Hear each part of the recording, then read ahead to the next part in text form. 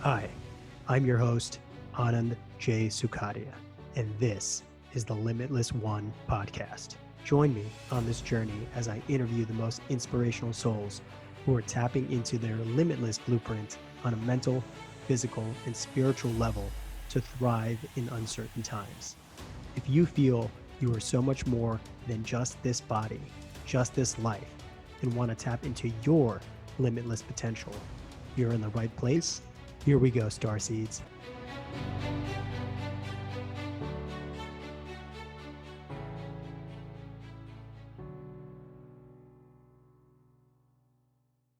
Would you like to know the secrets of success from an entrepreneur that has successfully launched 5 startups and travels the world full time so he can do what he wants when he wants?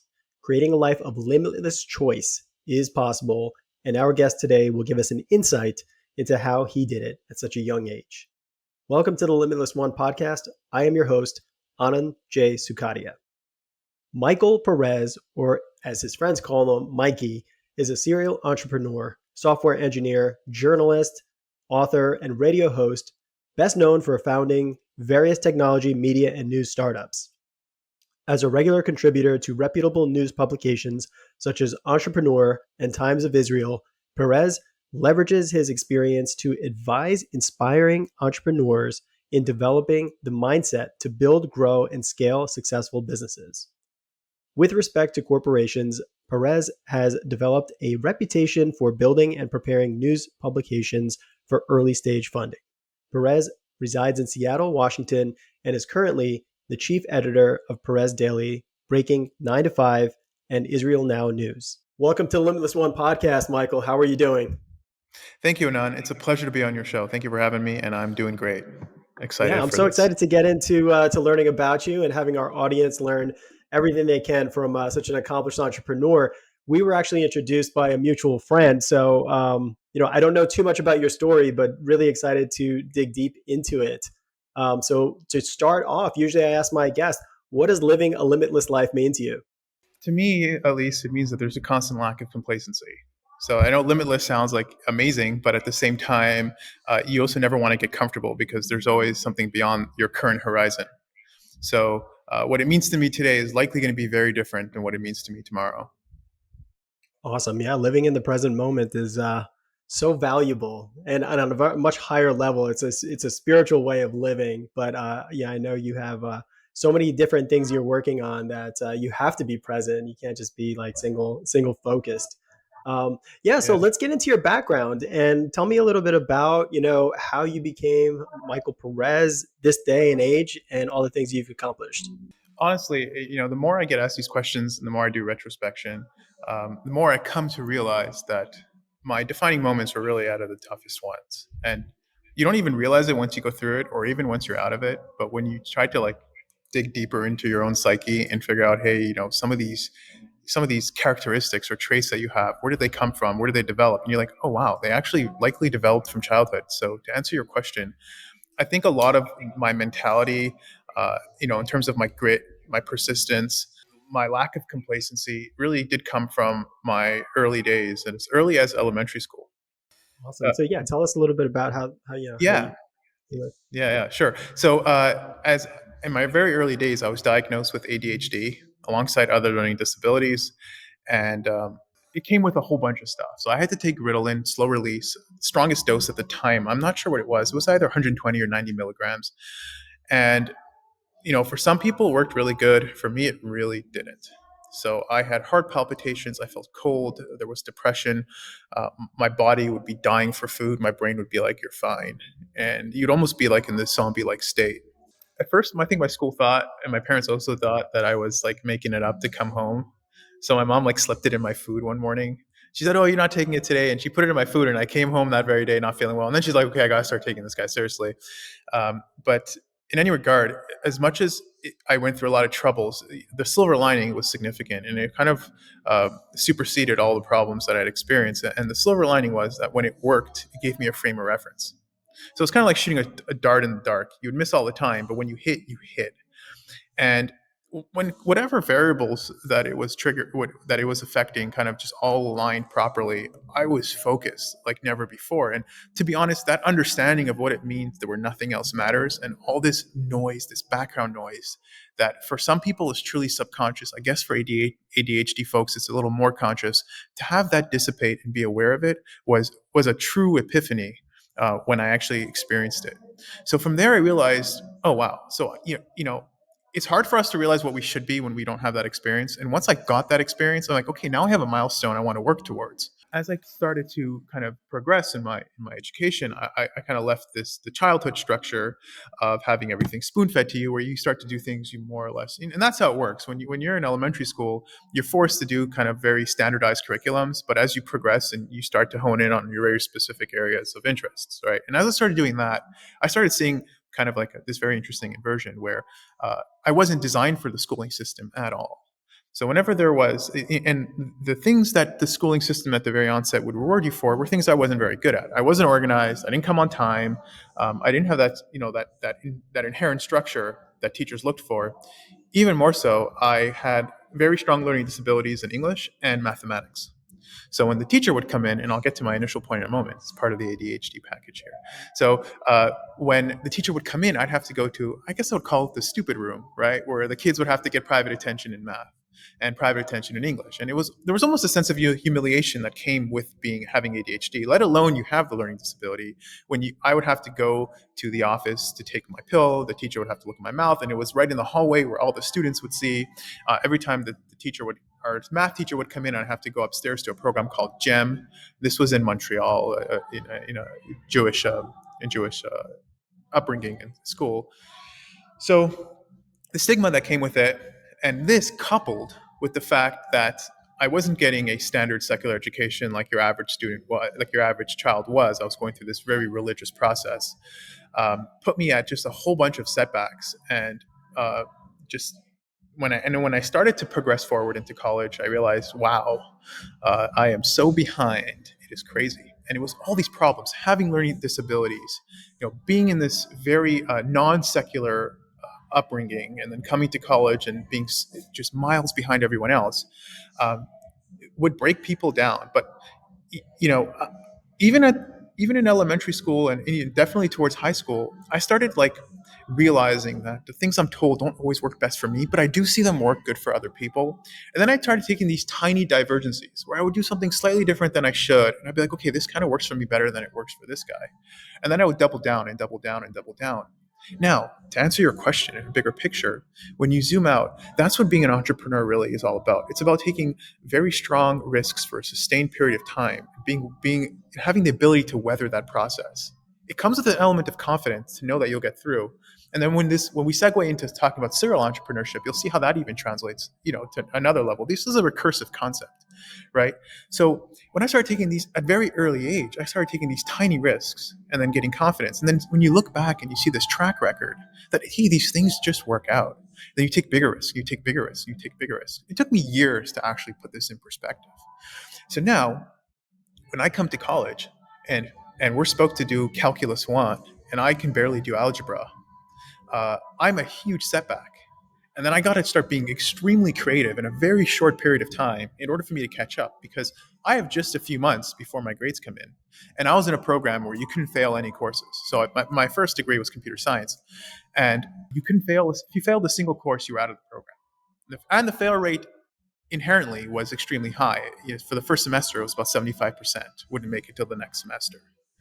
So that was a very tough time for me. And that was my first time where I really had to, I would say, suffer. I mean, it was a lot of work, but eventually you fall in love with that sort of pain and Mhm. you almost miss it, where you look back and you're like, this is crazy how much I can do in such a short period of time.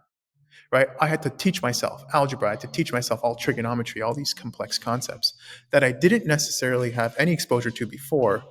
And then I had a private tutor, and I would get familiar with all the concepts of calculus and whatnot. And even getting a decent grade on my first exam was very uplifting. And I think that's where my deep confidence comes from to continue to pursue all sorts of endeavors today. It's a very long answer, but I hope that Yeah. suffices. Absolutely amazing. I wasn't saying yeah in a long answer. I was saying yeah because there's so many things to unpack here. First of all, our school system, math and science, or sorry, math and English, that's our SAT essentially. I think they've changed it since I was in school, but basically you would get, you take this SAT, it'd be the same thing, Mhm. and you have two different scores, a math and science score, sorry, math and English score. So if you weren't good at either or one, then you wouldn't get a high SAT score. You couldn't get into a good college. So there was like just because you were good at two certain skills where there are thousands of skill sets out there in the world, Right. we are labeled such a way that we're not, intelligent or we're not Right. good enough for this particular system. Secondly, the fact that you understood, hey, I'm a little bit different and let me diverge and take a different path. It takes a lot Right. of courage, especially at a young age and with your upbringing, because you had the ADHD diagnosis. You were taking the medicine, and then you were at a secular or non-secular school. So you had to overcome a lot. You had to go through a lot of fires in your life, and that's what kind of like led you to becoming this strong, confident person. Is because if those things didn't break you down, at any one of those things could have like turned off a kid from learning or for even trying to be ambitious in life. A lot of people will then understand, okay, I have a problem, I'm going to play small, and that's going to be my safe zone. But the fact Right. that you pulled out of that, that's like the really the magic of who you are. And like you were saying at the beginning, the biggest obstacles in your life turn out to be the biggest blessings. Right. And honestly, necessity is the mother of all invention. So I Mhm. can't even take credit for this behavior. I kind of didn't have a choice in order for me to survive within the system I was given. And back to your point about SATs, it's true because we live in an economy where having generalized skills doesn't get you very far, and having specialized skills is crucial for your success. And the problem with these standardized tests is that they put you on this very broad benchmark where you don't necessarily have to be a good writer to be an amazing rocket scientist, right? And if your math skills are exceptional, but your writing isn't exceptional, that shouldn't be something that's seen in isolation. So I definitely agree with that. And I actually took my SAT. So my second degree, and I have to say that the things that scared me the most, writing and mathematics, were the things I actually fell in love with. And I majored. Well, I didn't major in writing, but I do right now quite a bit. But I majored in mathematics as well. And in fact, it was that structured thinking that held me back. And the moment I started getting into more, and I will say this, that when I got to college, let me expand on my initial thought here, but when I got to college, I realized that listening to a teacher talk for an hour and a half wasn't working for me. After 10 minutes, I'd, go crazy. So again, this is another example where I got nothing against the schooling system. I think it works great. If you ask me, did the schooling system work for me? Flat out, no. Would I have, and that's fine. And I got critique of it, but I don't know how I would make it better because it does work for a lot of people. So, that all being said, I just learned how to work with it. And instead of going to class, I would make good friends who are in my courses, and I would just take their notes and I would essentially reverse engineer the course each time. And the thing about really smart teachers is that they make their course load very much connected in terms of weight to how they create an exam. And the really smart teachers as well uh, have deeper meanings in every question they ask. Like in mathematics, you'll have the same concept, but they'll just do some slight variation. And there's a mechanic in there they want you to pick up on. So the point I'm trying to make here is that when I started looking at my friends' notes and learning the courses, I kind of moved away all the noise and all the wasted time that comes in being in a classroom setting. And I ended up getting a lot more output for my time. And as the courses got harder, there was less of this structure that that really held me back in my early days. When you're doing advanced courses in math, teachers don't really have time to lecture and talk about your day and tell you to come on time. They don't care about that. They've got their grad students that they're working with. They send you the syllabus, the exam is coming. So as the courses got harder, my colleagues were complaining that the courses were becoming harder and they were complaining about the teachers. And I'm like, I don't care. This for me feels easier and easier and easier. So, at some point, I realized I had a strong sense of mastery on education coming out of all of it, because I think I ended up focusing on what was most important. Amazing. Do you feel like because you had an early, like when you were younger, you had a lot of love for software engineering and stuff. Did you find that like that kind of helped you, gave you like the bones of your kind of method for learning technologies or different subjects? Well, my room was my sanctuary, very much so. We lived in a big house in Montreal, fortunately, and I lived on the top floor, so I was very much isolated. And I grew up in a family of nine siblings, so I was one of nine. Mhm. So I even then, my mom would have put my dinner by my door, and Joe would just come pick it up. And gratefully, I It's had like had a pretty prison. good upbringing. Yeah, yeah, but honestly, Here's your that was my slop. safe place. Yeah, I would build computers in my room. I would learn how to do all this stuff. I found what I loved, and I stayed there. And a part of me, that's part of me, maybe what created a very introverted personality was because I was very happy in my alone space. Mhm. So although I didn't really enjoy the very much religious upbringing, I definitely had a place that I felt I can grow and do science on my own because my community didn't necessarily reward this way of thinking too much. Yeah, and I held on to it. Now, to answer, yeah, I certainly wanted to become a software engineer. And in a way, I was lucky because I knew exactly what I wanted to do very, very early on. But the funny thing is that I came to discover that what I love in computer science is more of a subset to something greater. And I think I don't even consider myself a programmer today, as much as I've spent over a decade programming. Uh, I would consider myself, I would consider myself as someone who enjoys leveraging computer science to express himself effectively in science. And I do think that computer science was the greatest tool, but actually, what I love is far deeper, and I'm sure we'll get into that. Yeah, absolutely. So, okay, so now coming out of college, did you know immediately you wanted to be an entrepreneur, or did you find like, maybe Yes. you wanted to go a different route, a safer route? I already knew that I do not work within these systems, these old age systems of like working for a company 9 to 5 in a cubicle, coming to class and the structure. Very early on, it was like there was no illusion of option, and I knew that I would have to make my own path. And especially, I really was. I was building computers for everyone in my community.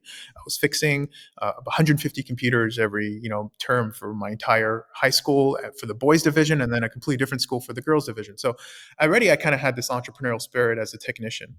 Amazing, amazing. So then, what was your first entryway into business ownership? As early as elementary school, I had like a Yep. setup. My house became a computer shop where everyone would Mhm. drop off their computers, and then I'd, hey, give me a week, and then they'd come pick it up, and I would remove the virus, I would fix the computer, I would do the data recovery, um, and I did try to do the 9 to 5. So I worked for a company called Chabad.org, where I built their mobile apps. And I really loved it. It was a very good time. Mhm. It's the biggest Jewish organization out there. And yeah, it was a great experience, but it definitely consolidated my mindset that, hey, you know, building your own situation is definitely where you're happier. And now to reach out to the audience here, I will say that, yeah, as you know, I've created the model breaking 9 to 5, and I don't necessarily think that's a better model. I think it comes down to the person. And I would never convince someone who enjoys that structure to get out of it, right? There are people out there who truly enjoy working nine. You know, those guys you message at like a Friday afternoon and they go, oh, I don't have my work email with me. I'll respond to you Monday morning. Mhm. That to me is a foreign concept. I don't understand it. It doesn't make any sense to me. But people like that structure. They like to know that the 9 to 5 they work, they come home, they kick it back. They've got that stability. They've got their vacations. They get to have their wine, watch the game, and enjoy their life. Uh, and this is where I don't take credit, good or bad, for my personality. I do think deep down it's how we're wired. There's no reason why I wake up every morning and I'm willing to engage with this process because it's a very long term investment. Now, if that lifestyle just doesn't make you happy, there's no reason for it, right? You just don't enjoy pursuing someone else's dream. You almost feel like getting a job is like a price to sell your own aspirations, right? And people who do feel that way, then I go, hey, listen, we got a whole lot to talk about. But it truly is not one that's better than the other. And it's truly not a choice. You might not be happy with what you're in, but it really isn't a choice to me. Yeah, absolutely. And I love the way that you say you're selling your ambitions for, I guess, the safety of getting, Right. having that comfort of the job. Now, let's speak to the ones that do want to exit that 9 to 5 and go into entrepreneurship or going into towards their purpose. What can you offer them in terms of your experience and how they can go about that? All right. I really enjoy this conversation. So I will say, first and foremost, if you do find yourself stuck in a job you don't truly love, it's extremely hard to get out of it. It's kind of, you've been structured where there's no survival mechanism to leave the job. A lot of us are month to month, and also, it can take you 4 or 5 years till you start getting real income. Generally less, but it could take you that long. And there's no platform where you can just quit your job and move forward. But actually, I argue there kind of is, and um, I call it the survival cost problem. I talk about it in some of my columns, and I think the first thing to do is to realize that when you graduate college, you've been sold into a trap, essentially, where you're lured in with all these benefits to work for these big tech companies. And I'm assuming you're in computer science or software engineering, but this applies to truly anything. You realize, you look at what the economy is offering. This engineering job is offering this much money. This engineering job is offering this much money. And it almost makes no sense when you have a starting salary of $120,000 to go and make $25,000 for your first year while you're working 4 times harder than everyone else. Um, but it's about the model you subscribe to. And when you subscribe to linear models, when you work for example, Google, as good as a job and as smart as you have to be to work at Google, you definitely grow with the company, but you grow in a linear fashion, and eventually you hit this tenure, and you kind of taper off. If you're trying to make millions and millions of dollars, there are very few people at Google who do that. You'll have a very comfortable salary of $450,000, $500,000, but after that, it kind of goes flat. And I think when you're subscribing to an exponential model, you make very little with a lot of energy, but you got to have that grit. And we were talking about entrepreneurship earlier on. You got to be able to weather that storm because you want to hit that inflection point. And when that inflection point happens, you look back, you go, oh, I get it, right? And that could take a few years. So the first thing you want to do is remove your dependency on your current job. Now, these are very simple questions you need to ask yourself. How much do you want the success? How much do you want to have a job you truly love? Do you love it more than your current department? Do you love it more than partying on the weekends, right? Do you love it more than going to a restaurant 5 times a week? These are artificial costs. And even if you think about it, when you move to Silicon Valley, your rent is like 10 times more than it should be. And you've Yeah. artificially kind of propped up all these costs you need to survive. And now you're trapped to keep in a job you don't want to. Well, if you really want to take control of your own future and start your own company, are you willing to move back into your mom for a year? You don't look very cool with your friends and your girlfriend, right? But what are you willing to give up to get it? We all want to be successful. That's not the right question to ask. The right question to ask is, what are you willing to give up to get it? If you're willing to move back into your parents for a year, if you're willing to you finish your job at 5:30, come home at 6:30, you have 5 solid hours to start honing a new skill. And you have the world at your fingertips. The internet, you have no excuse anymore. You can become a programmer in 6 months. You can take a boot camp session. You can spend 2 hours a night. You can give up your weekends. You can also remove your costs of survival. You can move in with your parents, save a ton on rent. You can start making your own food, save a ton on food. And this way you can create savings that give you more headway once you quit your job, but you can also remove the core what's keeping you prisoner essentially in your current job. And let's say your survival costs now are $2,000 a month you need to sustain your lifestyle. You can likely move that down to just a few hundred. Plus your savings, you give yourself a good 6 months gap where you could quit your job and have a very rough time, but then you head down a place that you're much happier. And in the long run, you're getting a lot more energy, and that's a lot more return on your energy. And that's really how I look at it, right? Even when you're in the scaling space, it's all about how much you get back for what you put in. And when you do have your scope calibrated correctly, you do start to focus on endeavors that give you a whole lot of ROI. Yeah, amazing. Yeah, it's all about the commitment and how badly you want to live that next phase of the chapter rather than staying where you are. Obviously, you have to reduce your costs and make a real detailed analysis because even just buying coffee every single day, it's it drains your wallet over Correct. time. And then the other aspect is time efficiency. We don't realize how much time we spend on social media or how much we scroll or how much we watch TV or whatever. So in order to have that kind of commitment to living a better life, and you have to really think about, where's my time going? And then that's on the side of, okay, I need to eliminate stuff, but then also there's the phenomenon of net time, right? So when you're like driving or commuting to work, you can be listening to podcasts in the fields that you want to get into or reading. You don't have to listen to 100%. music, or you don't have to listen to 100%. shitty podcasts or just like gossip, celebrity gossip or whatever.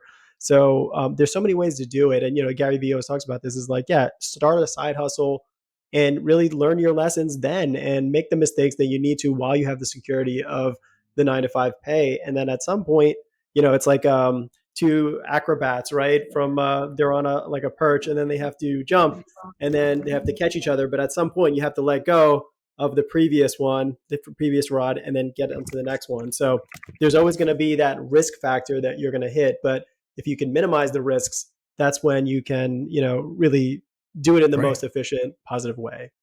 Right. And I'd want to add to what you said about like going to work and stuff like that. Of course, and you don't even think that that's a problem. And it comes back to my ADHD, where I stopped fighting my problems. I started to learn how to weaponize them to my advantage. I can't focus on one task. That's fine. I try to master the art of multitasking. And instead of listening to Mm. music, I listen to a podcast while I code, two different sites, while I check emails. And I find that healthy middle ground where I don't fight the stream, but I work with it. So I definitely agree that there's so much we can do, and we have so much more time than we believe we do.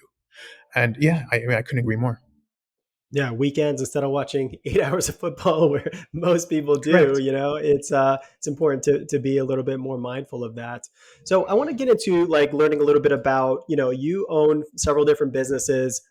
The first time you were able to build a company, hit that inflection point, what did you learn from that experience? And then how did you apply it to the next businesses that you started? The problems with humans is that they like to stick with what they're comfortable with. You find this area of expertise and you've mastered a certain set of skills, it becomes very hard to venture outwards because you're back to a student again. And people generally don't like putting on that student cap.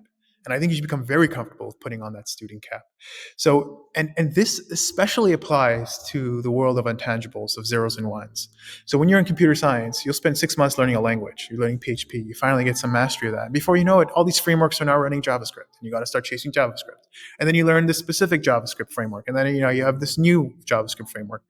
And the moment you get complacent and comfortable, that's the moment you start to fall behind. It never really was like it's this perfect art of not doing too much of everything, really honing in, mastering a set of skills, and then when you kind of see these patterns repeating, then you kind of just push outwards. And you take these surrounding services and then you push outwards and you push outwards. And then you look back and you realize you kind of have all these isolated services you now offer. So to get specific here, I started doing web development, building websites. And in fact, I wasn't even a designer, I was just a developer. Then I started realizing, hey, why don't I start just doing better designs in CSS? Right? I don't need to have someone. That's back at the time where Photoshop was what you would first do. You'd Photoshop the Mhm. site, you'd slice it, and then you'd develop it. Then I started realizing, sometimes I'm correcting the designer and I'm like giving him design tips. Maybe I'm not as bad as a designer as I thought I was. Then I realized, hey, I'm actually a really good designer, right? And then I said, hey, now I can do I'm full stack. I can do full out websites. And then every time I had a client, they go, oh, what about digital marketing and what about hosting? I go, oh, I don't do that stuff. So here, you can go use this hosting provider and you can just go use this marketing team. And I'm like, hey, this is like, I'm looking down on these problems, right? Although I'm a computer scientist, why don't I learn data communication, right? And I have a data communication junior degree from college. Why don't I just leverage that? And then I started building my own servers and the way I try to work here is that I oscillate between 80% work, 20% R&D, research and development. And then I go through phases where I'm 80% R&D and 20% work to keep things sustainable. But when I'm in learning mode, I am down in the bunker and I am completely learning a new set of skills. And that can go on from between 1 to 4 to 5 months, depending on the situation. Then I have these sets of skills that I've mastered, and then I move it back, create internal infrastructure for it. So we have team members, and I find all the hires. Everything we do as a company, I have to have a very strong understanding of, so that I can deal with emergency situations effectively, but I can also operate as an effective leader. So I know we're broadening the conversation here, but the underlying secret here is to not, even if you see a lot of monetary success in a specific area, SOP it. Find out where you're truly exceptional and needed within the system and delegate everything else. And usually it's a very small amount of work that you cannot be replaced in, and everything else you can. Find team members who are really good, who match the culture of your company, and delegate. Then you realize you have all this capital. Go to research phase, learn new skills, bring it back into the system. And before you know it, yeah, you are engaging in serial entrepreneurship. And the way it works is that you isolate these services and then you broaden them out, right? So it's more of just an inevitable byproduct of how I function as a person. And one Yeah. thing I cannot do is whenever I see myself doing the same thing over and over again, I get very uncomfortable. And you know why? Because I remember how much I used to learn in college, where I felt so behind and I had so much to do in such a short period of time. That gave me a huge amount of introspection of what I'm truly capable of.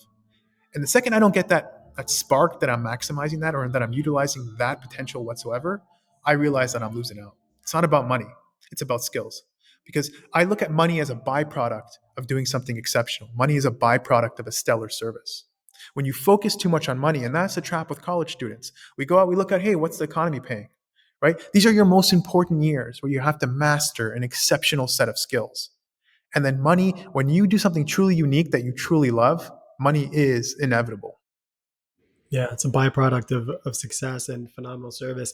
Thank you for that insight because, as a small business owner, in the past, I spent so much time trying to wear all the hats in the company and not being able to be good at delegation. At the time, I was running around feeling completely drained and, not doing any particular aspect of the business like phenomenally well. And then as I started realizing, okay, you can't do everything yourself, you're going to burn yourself out and then you're not going to be passionate about what you do. So then you have to start delegating. And I think that's a trap a lot of small business owners start with. Right. And really, in order to scale into a big business owner, you cannot do everything yourself. It's absolutely impossible for you to do that. So yeah, finding the right team members to kind of run the operations of the business that you don't really have the interest or willing to do the skill sets or willing to learn the skill sets to do.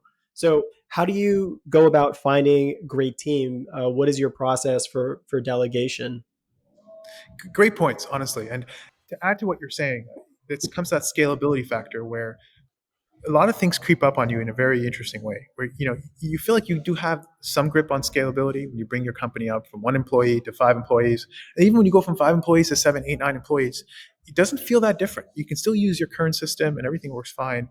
And then you get this weird place where you start adding just a few more employees and you get a few more clients, and then you realize your whole system's collapsing. You're like, how did this happen? This is crazy. You have this like exponential effect where you have these tiny little inefficiencies that you can easily work around, that you can easily brute force your way through them in the onset. But then when you have a bigger and bigger team, these things become exponentially more compounded. And then you have this question: do I optimize this current infrastructure, which is so much easier than the other option of completely tearing it down and rebuilding? And in order to see real success, you have to remove that inherent bias to want to do less work to continue. And you got to be okay with some, I call it digital pyromania, just completely being okay with ripping everything down in your online infrastructure and rebuilding. So hiring talent is one thing, and we'll definitely talk about that in just a moment, but also your internal infrastructure is equally important. When you start realizing that there are patterns to what you do, everything that I do now, I SOP it. I put it in like a one, two, three set of skills. And anytime I try to explain something to one person, I create it in a way that I can repurpose it. Because I don't know if this employee is going to come for a week or a month or 2 years, right? And at the same time, I'm going to have to tell it to someone again. And I want to make sure the time I take to explain information or to onboard an employee has the least amount of work that goes wasted to that specific employee and the most amount of work that I can repurpose and reuse. So I use for having internal, and this takes months to figure out. You want to set up your internal infrastructure. Do you want to use Slack? Do you want to use Notion? Do you want to use Monday? Do you want to use, there are tons of project management tools. Finding the one that's perfect for you can be very annoying because you can find yourself invested. What was the first one I used? I used ClickUp. Okay, everyone said ClickUp's the best, right? And it's great, right? And then I spent a ton of time building our initial company on ClickUp. And then I realized, hey, there's a ceiling here. And I find myself preferring not to use ClickUp. And I realized, whoa, Notion is the king, absolute king for us. It took me like a month to move everything over. And I spent like 2 months building our ClickUp. Waste of time, but not really. It's about growth. ClickUp worked at the time. It clearly had its limitations within our current culture. So, internal infrastructure, getting the right tools takes you a lot of time. Start watching YouTube videos where they compare one project management tool to another. You get a credible amount of insight in just a few minutes. That's the first thing. Second thing here is SOP your stuff. Create your tasks that are very actionable and clear, so you can easily start hiring new people and you can scale your hiring process, because hiring is a real pain. Now, find talent, but there's twofold here. It's talent that's crucial, but it's also someone that maps your internal company, your internal company culture. If you've got a very soft-spoken internal process where everyone is like super polite and there's just a lot of, I call it a bit of fluffiness in my opinion, but for many people, I see companies thrive under that condition. In our company, we're a lot more pragmatic, we're a lot more blunt, we're a lot more business oriented. We're not super emotional. Of course, we love each other and we respect each other, but at the same point, we're blunt when we see a problem, and that's the kind of mentality we have. I don't want you to care about my feelings if I'm not doing something right.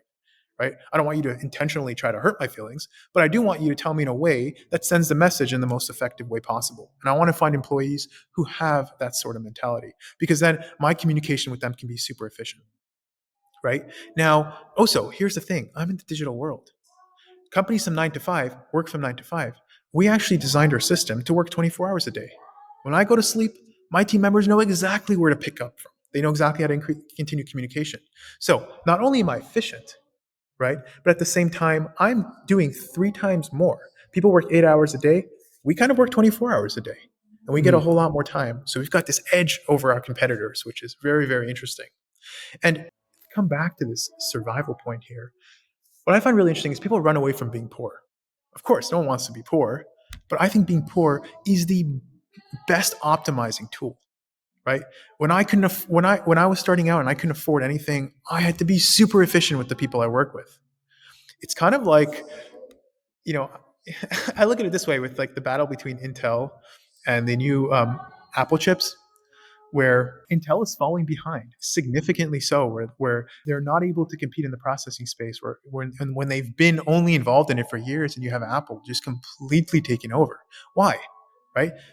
Intel started with a very brute force, super high power, and then saying, how do we optimize from here? While Apple said, I want to come up with these extremely lightweight. Our phones, our processors that power my MacBook is an optimized version of a processor that used to power my phone. They've taken these extremely lightweight, they become extremely efficient with them, and then they built on that foundation, on a very efficient foundation. And I look at that very similar with business. When you have no resources, when you have someone who brute forces you with a whole lot of funding, you're not likely going to get the same yield with that money than you would if you have almost no money, right? And you need to really find the best talent at the best price. Obviously, you don't want to be starved too much because you might end up dying instead of breaking out. But it's about having eventually pushing up to that middle ground. That all being said, starting off very small, really learning how to get the most yield with the least amount of resources is a very good carving point. Now, when I hire, you got to be patient. This is the key to hiring. I can't tell you how many people we go through until we find a single good hire. It is so difficult, and I put all these tripwires in our job applications. I ask questions that give me insight that almost seem meaningless, but they mean a lot to me. I'll give you an example. Right, when I'm hiring abroad, one of the biggest issues are communication.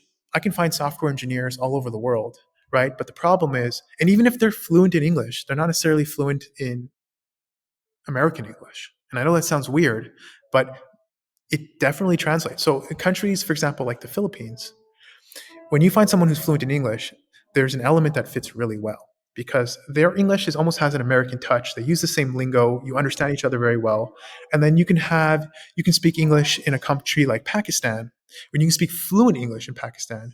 However, the way you word things is slightly different, and that can sometimes create miscommunication. So it's not just about being a really good software engineer. It's also about having really good communication skills. In fact, I can teach programming on the job. It's not a big problem. What I can't teach is communication. It's very hard for me to Mhm. teach communication.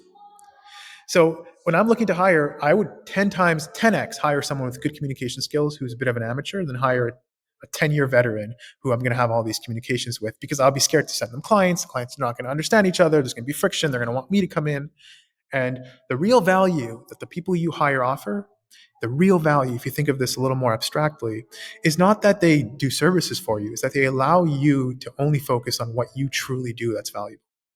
Right?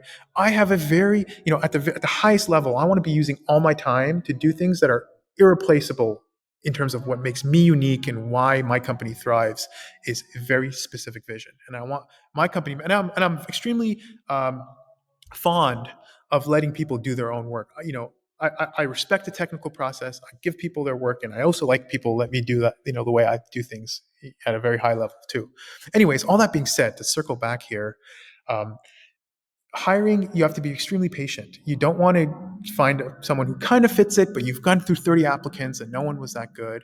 You got to be willing to spend 2 3 months even finding one right person for that position. And there are some crucial things for hiring that you can't vet on paper. It's really, really hard. The flakiness factor, right? You're abroad. People don't come into the office every morning, where after a few days, you get to figure them out. Sometimes they disappear. Their grandmother, they're this, they're that. They're not here every day. Their resume looks super good. And there's some people who their resume didn't look that good, and I was about to let them go, and they were persistent, and they had so much heart, and they ended up being the best employees, and I'm not imagine passing them today. So there's an element of surprise that comes with this stuff. But for example, I would put in the job application. You'd have to rate your English from 1 to 10, and I would define what 1 is, and I would define what 10 is. And then right away, anyone who gives themselves 10 are usually like red flags, right? Give myself a 10, right? And I'm a native English speaker. That to me is just, you're just telling me what maybe I want to hear, or you've got like a delusional sense. And hey, listen, and then I asked them to write a paragraph about their services, right? So if their English is articulate and they're really good English, hey, I'm sorry, you are a 10, right? But if I'm seeing all these 101 grammar mistakes and they're giving themselves 10, everything down, rate your PHP skills, rate your English skills, rate your client communication skills. If everything is 10, 10, 10, I'm usually out the door. That's, to me, I'm done. Okay, this person is, the real talent comes with a sense of humility, right? Where they see flaws and they see improvement all the time. Those are the people who are very good. And generally, the people who are great give themselves a 7, an 8.5, even on stuff they're very good at. So that's kind of an example of a tripwire I would put in the job application. And then also, one of the most important things is, how do people handle stress? I can't really vet that. I can tell them, how do you handle stress? But sometimes people are emotional and they don't really have a good frame of reference of how they are.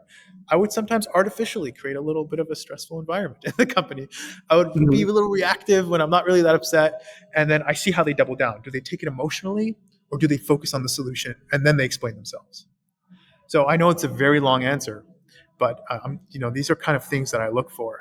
And to me, the hiring process doesn't stop when I let them in the door. I give them a good 2 3 weeks, and then I get a more of a comfortable feel if they're fit. Yeah, it's a genius move to to basically put them in situations that push them out of your comfort zones. Right. Maybe even setting up unrealistic tasks so that you could see how they deal with it, not just from a work perspective, but emotionally, right? Because you don't want anyone folding under pressure during like when the real stress comes, and then Correct. you're kind of eliminating people from the job application by having themselves do the elimination based on your the questions that you ask. So it actually Right. And saves then you a you're lot of left time. mid-job and it's a mess. Ugh, it's the Hmm. worst.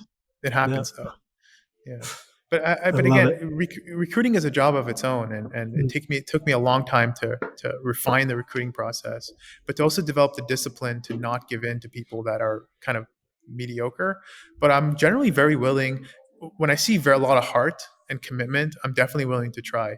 But I guess if you would ask me what the number one red flag, number one thing that I cannot compromise on, is communication. If the communication Yeah, skills not there, it's not going to scale. yeah, Because if you think about it, absolutely.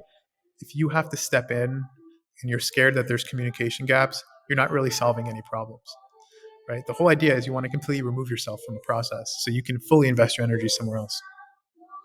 Yeah, totally. Thank you for sharing that. It was really insightful.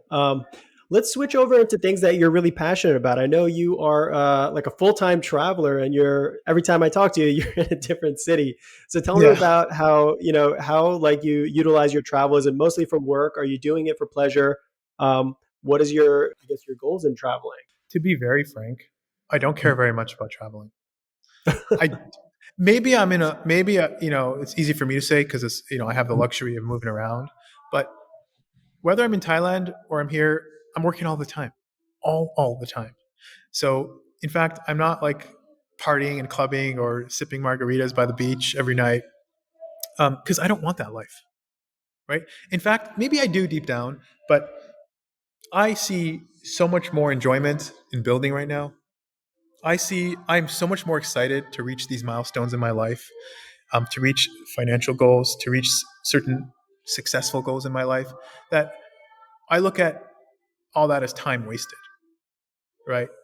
And in fact, there's probably a flaw in that in and of itself, that I need to push back and still enjoy being human to some extent and enjoy the moment more than I should. And I'm coming around to that. But definitely, when and it does slip up on you, because as an entrepreneur, you're always trying to optimize and be more efficient and cut things out so you can get more done.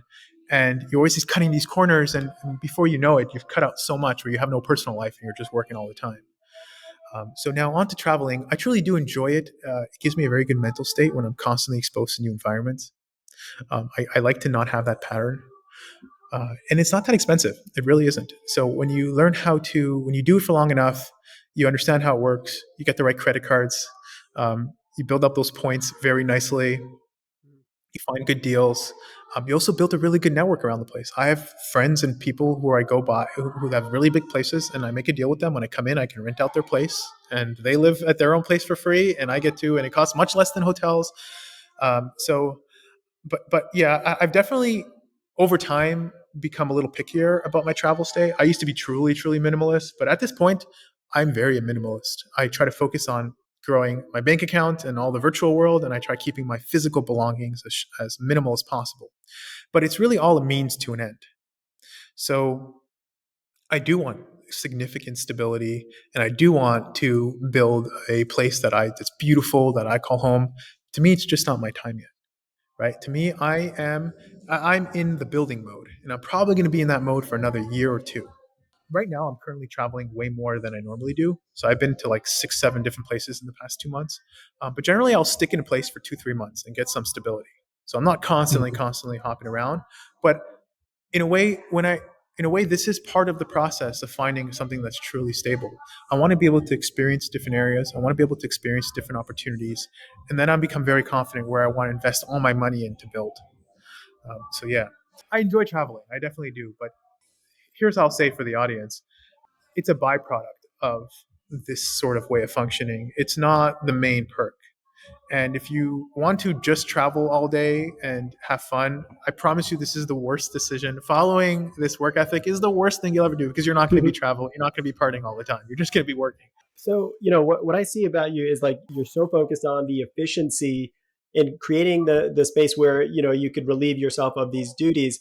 Once you create like the whole slate is like completely like, self-sufficient, the businesses, and you create that time, are you going to go into, and you have been obviously, but you're going into building more stuff?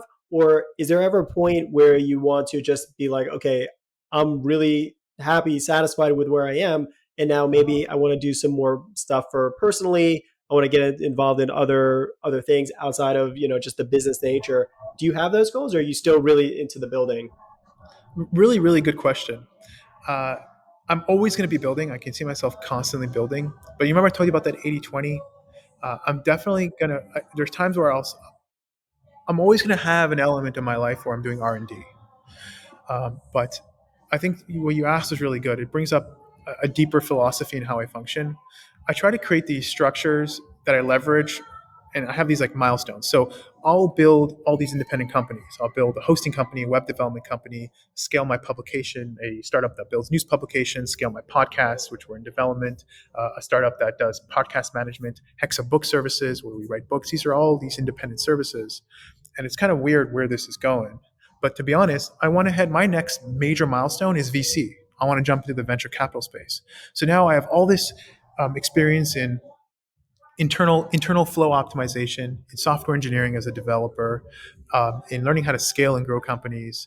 So I do feel like now when I enter VC, I'll have a unique advantage point in that space. Not only will I be able to vet technical companies, tech startups and whatnot, and be in a good place with having years of experience, but at the same time, I'll be able to reduce their costs by giving them access to incredible resources that manage all of their online works. So, it's kind of like in a much more of a macro scale, these startups are going to be leveraged for my next step.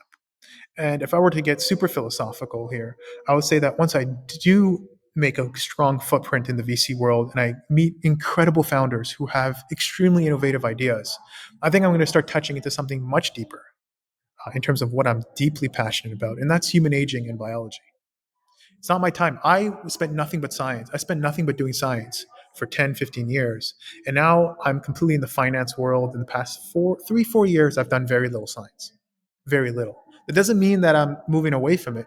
But right now I'm focused on building infrastructure, finding financial success. Then I'm going to start working and building a angel network, a VC network of extremely high functioning, talented individual people. And I'm not sure where this will go, but I'm sure I'll find someone doing something interesting in biology. And then I'll want to make a deeper move and focus on something for the next 10, 15 years of my life. So it's kind of like you work in these pockets where you create these systems and then you move to this completely new ecosystem and then you leverage your success on there. And this has this iterative process. And when you look at it, like the relationship kind of seems weird on the outset, but everything truly is connected. Amazing. What do you think in terms of, because I'm in the biohacking space as well, really into wellness and optimizing human performance, human aging. Where do you see the future of human aging? What technologies do you see as most promising?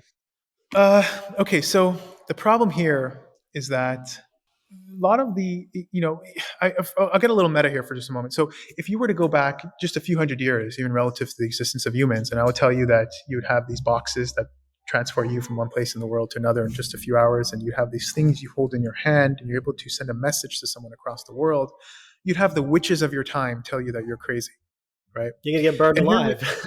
right, and here we are, we get text messages, and we're not blown away every time a text message comes in. Mm. So it's even the framework of conversation significantly changes, and we're not evolving anymore in a Darwinian phase. We're evolving at a Morse phase of exponential growth. I think the time frame of those conversations is becoming shorter and shorter. Where even 4 or 5 years from now, where you can look at like my phone, right?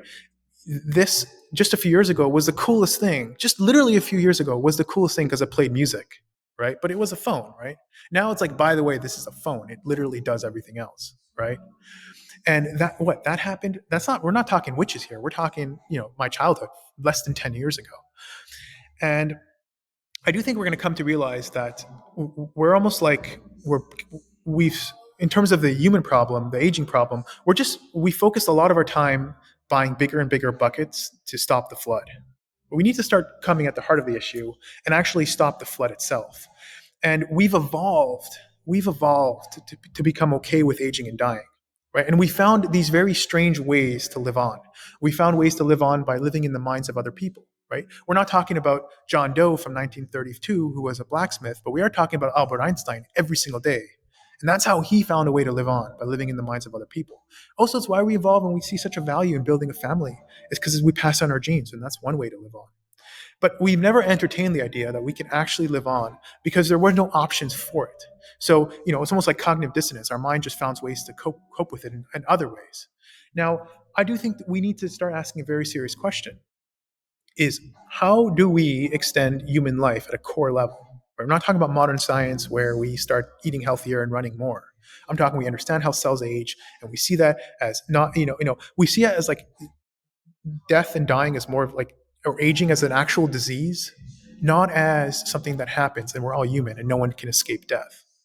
And I'm sure you hear this a lot in the biohacking world, but I do believe humans alive today will pass the 500-year mark, and we still have some real core issues we need to understand. It's like, what does it mean to be human, and what does it mean to age, and biological systems are great, but they're not very fault tolerant. So it's the way we look at a bird and flying in the sky, and we say, hey, let's look at this a little more abstractly, rebuild it with ideal mechanics, and not only can we go across the world, but now we can go to different planets, right?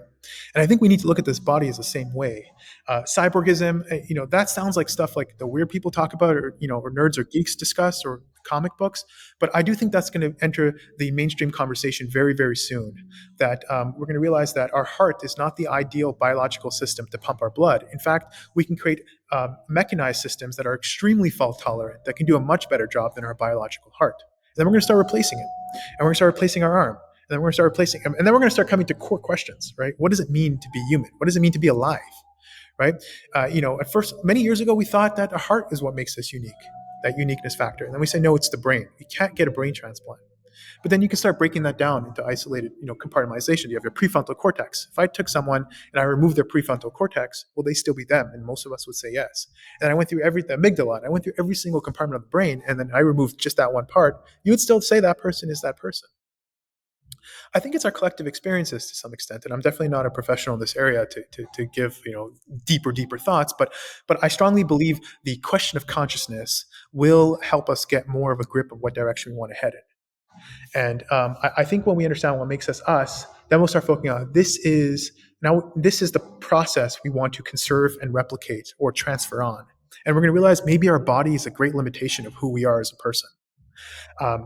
So yeah, that's the first point. Now, moving it more to something more tangible, I think the question becomes, when you're talking about biohacking, is I was telling you how cyborgism is going to play a more prominent role in the future. Well, technology is going to be fusing, and it's this amazing relationship where everything we see in life that we've created was inspired by biology, right? We'll see a bird, we'll make an airplane, right? We see, what a computer emulates a person. It's got input output devices, it's got a speaker, it's got an ear, it's got a brain, it's got a CPU. Now you're seeing, and even how computers function is slightly more optimized on a base 2 system where you have binary zeros and ones, and we as human beings operate on a base 4 system, right? We're looking at our DNA. Now you're seeing this weird flip where now we're using technology to inspire biology. And I think the real question here is, and I know you asked to answer your question now, the question really does become whether we're going to get a lot more output by optimizing our current biological structure, or whether we're going to get more output by recreating these structures with more ideal materials.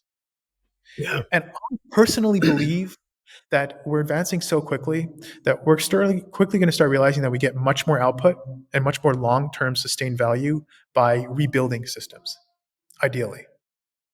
Yeah. And having a metal arm or replacing your heart with something that's not biological whatsoever is probably going to take a very quick it's probably going to have a very big market in the near future. And I do think like the best medical professionals will be people who are highly qualified software developers or technical people. It's a very weird concept right now, and it's not something that people might resonate with, but the playing field changes very quickly.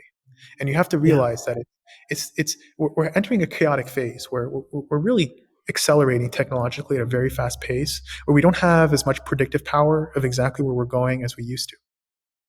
So and this, to come back to earth here, that's why I do think that we need to diversify our skill sets, even economically speaking, because you have stuff like COVID that are great stress tests in terms of how we've carved ourselves for survival. Right? When you have a very narrow set of skills in a very narrow domain, you have COVID, it can be extremely disruptive, right? And then, or if you have, the future belongs to those who innovate and people who do have a wider set or a career portfolio where they've got multiple streams of revenue and they've got the types of skills that have multiple degrees of freedom. Where, for example, as a software developer, you can go into gaming, you can go into finance, you've got a whole lot to do, as opposed to being someone who has a brick and mortar store, and COVID comes and then they're reliant on their client base within their community, and then they're in trouble. So, to bring all this back down to earth, I think having a healthy ground of long-term projection and then preparing with many degrees of freedom, with a lot of diversified skills and planning ahead, I think is just truly important. Wow, what an answer. That's there's so much to think about when it comes to, technology and man and consciousness. And at some point, yeah, we're going to optimize every aspect of our biology in order to become technology. And then we're left with maybe the brain is the last thing. But you look at like neural net and what Musk is doing and several other, companies that are working on the brain, helping paralysis, all that kind of stuff.